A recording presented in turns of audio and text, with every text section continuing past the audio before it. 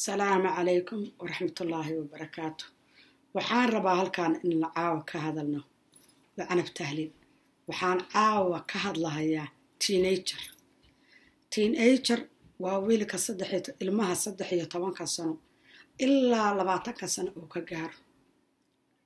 luqadda ingiliishka waxaa bilaabanaysa 13 14 15 16 17 18 19 ilaa uu 20 ka gaaro. qaar 20 waa la dhaafaa teenager. maskaxdii baa isbedelayso. maskaxdii yaraanta bay kasoo tagtay ful weynaana ma garan. maskaxdii oo dhan baa korayso, isbedelayso, isku qasbayso. qooqna waa soo galahayaa, qofkii waa soo baaluqahaya. cirkaa iyo dhulkaa mid ilaahay baa saqira. ilmo badan markaad dhashaad fahmaysaa. ilmahayga waxaa ku jira mid wiil weligiis aan waxaa marin, weligiis dabeecad xumo, teenagernimo, iskuul qof la dagaalin, qofna weligiis kelmada xun aanan dhihin, oo waddankan ku dhashay. siduu u dhashay ilaa maanta ilaahay wuxuu ka dhigaysa alxamdu lilaahi rabbilcaalamiin. ilaahay baa ii saqiray, ilaahay baan uga xamdi naqa. ninkaanin baa ka weyn. ninka ka weyn maxay tahay 13. waxaan u malaynayaa 9 sano markuu jiray iskuulka daraadiisaan u tagahay, ama waxbuu la dagaalay, ama waxaa la dhahayay, ama wuxuu dhahayay maxay ahayd la iigu yaray. waxbarashada wuu ku fiicnaa, laakiin banooni buu ciyaari jiray. wuxuu ahaa comparative. mar walba banooniga hadduuna helin waa xanaaqi jiray inuu goolka dhan. nin wuxuu ahaa maasha allah karkarahay. waa labada oo isku xigta 1 sana u dhaxaysa. gedigood anaa wada dhalay, calooshayda kasoo wada baxeen. hal nin baa wada dhalay iyo hal hooyo. maasha allah tabaaraka. taftaay maanta waa 19 jir, waa soo degay. laakiin waxa weeyaan hawl baan ka maray. hawl waana sii badnaayo. markuu soo kacaya xataa walaalahay baa deganaa waddanka. marba mid u dir, marba mid samee. xataa intaan idmatoon guri ka kirayay farmugmuuri anoo degan, intaan guri 16 sano isagoo jira ka kirayay si uu high schoolka uu u dhammaysto. oon gaari u gaday baan keligii meel la dejiyay gabar caraboon iska soo guurta xagga iyo carruurteeda. cunmaha qofba ilaahay baasi ka dhigaya wiil iyo gabarba. cunuga teenagerka ah mid walba waa siduu alla kaaga dhigo, dabeecadiisa ka dhigo. cunugu 13 markuu gaaro ilaa uu waqti ka socdo maskaxdiisii ma joogto. maskaxdiisi isbedel baa ku jira. annagoo dhanna waa soo wada marna. I remember anoo maalinta 3 jeer qabaysanahayo maxay ahaytoy shaneebada ka taaga shaneeba super ka dhigan iyo aabbaaya hooyaday intaan tartiib ka dhunto. inta ciyaalka xaafadda raaca shaneebada super iyo shaneeba nasar taagan. wallahi xitaa markaan ilma dhalay baan tegi jiray inta ilmaha uga dhunto maxay ahaytay ama walaalahay ama qofkii ii yimaado. marka waxa weeyaan ilmaha teenagerka 13 qarba 10 ku bilaabahaya ilaa uu ka koro, especially wiilashu. gabdhuhu xataa qarba bismillaahi raxmaani raxiim. waxa weeyaan dabeecadooda waa isbedelaysa, jirkooda waa isbedelaya, maskaxdoodii baa qasantay oo kor u socota. waa wax buugaag badan history laga qoro, jaamacadaha lagu dhigo. maxay ahayd waxa weeyaan cunugu markaas waa waalanya. adigaa dhalay, midba ilaahay noo saqira ma ogey. adaa dhalayoo miyir qabtid. adigu teenager ma tihid. aabbaha iyo hooyadow adigu teenager ma tihid. adigu maskaxdaadu isma bedelaysa, waa weynaatay. adigu waalid baa tahay. ilmuhu markuu wax yar ad aragto asagoo kacsan, haddaad la tirsato cidna wax idinkala saarayaa ma jirto. haddaad la muranto waxba idinma kala saaraya. waa waxaan ku soo jabay. ha laa murmin. waan ku ganaaxi hadhiin. waan ku baanash garayn hadhiin. maxay ahayd taf baan ku noqon. cunugaa taf haddaad tiraahdo waad kala jabinaysaa. noloshiisoo dhan baa baaba'aysa. ha ku noqon.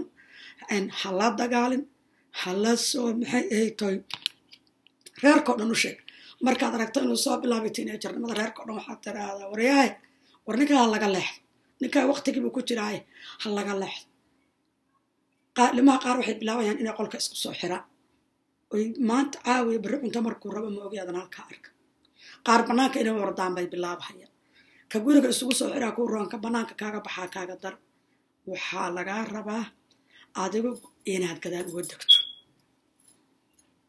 oo aad ilaahina u barido una ducayso adiguna gadaal u degto oo aad bisinka tiraado aabihii hooyadii tartiib haddaad tiraado waanadan ka badan oo waanada waa I know you don't have to tell me that mom I know that maxaad ihaytoy inaad gadaal intaad u degto aad gurigaa ka dhigto booq la-aan iyo nabadgeliyo halkaa tusbax aad la fadhiisato ilaahu ii xafid ilaahu ii xanuun hooyo macaan seeta aabba macaan seeta aabba maanta xaaladaadu seahay maanta iskuulka sucay u dabciso u naxariisato maskaxdiisa baa saa u qasan arbaa markaad laadasho waxay ku leeyahan what wari kaalay hebel what qaar baan iskuulka inay aadaan barabin oo diidahay inaad ilaahay barido inaad ilaahay u toogto midda kale inaad kala hadasho 12 markuu soo gaaro inaad kala hadasho ood ku tiraado xaaladaada waa isbedelaysaa teenager baad noqonaysaa maskaxdaadii baa koraysa aabe macaane hooyo macaane is ilaali xanaaqiyuu kaa tanbadanin maxay ahayd tooy dabeecaddu yay kaa dhumin rasbagtada ha hilmaamin haddaad aragto inaad soo xanaaqayso hooy macaane qolkaada tag buugaag akhriso cunuga buugta akhristaa asna waa badbaadaya wax akhriskaasu biisi ku yahay wax akhriso maxay ahayd tooy haddaad piece of technology inta u gadi kartid hooy macaano ilaahay baa ku arkaya wuxuna ka fiirsan wax wanaagsan ka fiirso inaad tiraahdo adigu markaan adaa mihir qabtid laakiin waraasaas leeyahay waraa hebel wiilkaan eebbi wax kala soconaysa maaha waa laysku wareerayaa waa laysku madax wareerayaa asagana waa kaa dhumahaya gurigana waa ka cararaya haddaad dhibtood halkaa u fadhiisato marka waxaa layska rabaa aabbaha iyo hooyadow ilmaha teenagerka markuu soo noqdo ha loo samro ha loo dabciyo ha loo dulqaato hadduu rabo qol inuu isku xiro space ha la siiyo bannaanka cunuga u ordaya ha laga waaniyo ha loo allatuug waanada aad fara badan hadalka markaad markuus iridda iskuulka ka soo gala aad hadal la dara ku bilowdan oo asagii baa daaloomoo dhibsanaya madarasada iyo masaajidka gaabkii haddaad ku xirto maasha allah tabaaraka kaas diintii iyo wacdigii iyo wixii u dhegaysanaya isku day meelaha masaajidada inaad ku xirtiin oo dugsiyo looga helo diintu aad bay ilmaha waxa lisaayo u dejisaa ilaahina hana xafido ilaahina hana anuuniyo laakiin waxaan idinka digahayaa soo maray cunugtiin ay jara haddaad tiraado oo especially qurbahan jooga waa celcelinaya iyo waa la dagaalamaya iyo waa la murmahaya faa'iido ma kala gaaraysan adaa qasaaraysa adaa tacab qasaaraysa waxaana waa ilmahaaga waxaa laga yaabaa wiilku markuu teenager yeesho xoog noqdo inuu aabaha kusoo jeesto because waxaa iiga sheekeynayay odayga iiga sheekeynay wuxuu igu yiri waxay ahayd toy asagoo aabihiisa 8 bilood jir uu ka dhintay waa maxay ahayd toy aabihiis markuu ka dhintay 8 bilood asagoo jira ayay hooyadiisana adeerkiis baa dumaali 2 cunug baa u dhashay waa heshiin waayeen 4 cunug baa intay dhigtay asagoo 4 jiray ka dhaqaaqday kala guursatay dibna uguma soo noqon adeeradiisa soo koriyay si loo iyo walaalihiis ilmo adeeradiis iyo